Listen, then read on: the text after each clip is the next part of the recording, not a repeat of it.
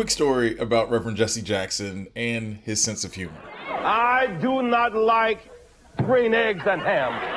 Reverend Jackson is being remembered as an orator, a politician, a community organizer. He engaged with young people. I am somebody. But Reverend Jackson was also very, very funny. I am from Greensboro. You spent time in Greensboro. Do you have fond memories of being in that wonderful city? I was jailed there.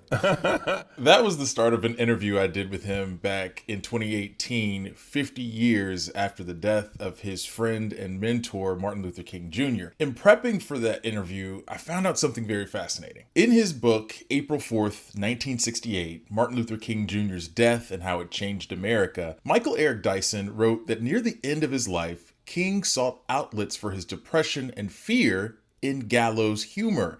He and his comrades often preached mock funerals for one another to cut the tension.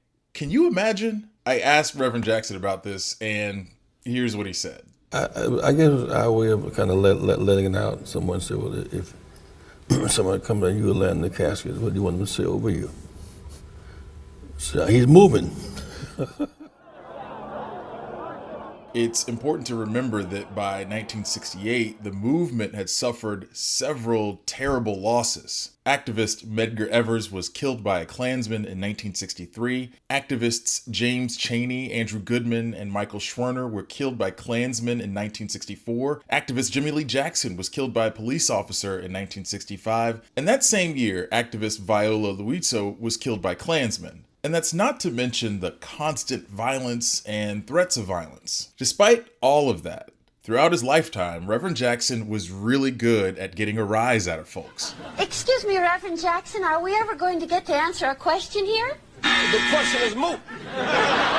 He's remembered as having a great sense of humor, something that was a coping mechanism during the darkest days of the civil rights movement. Even when violence and death was all around him, it was levity that helped keep hope alive.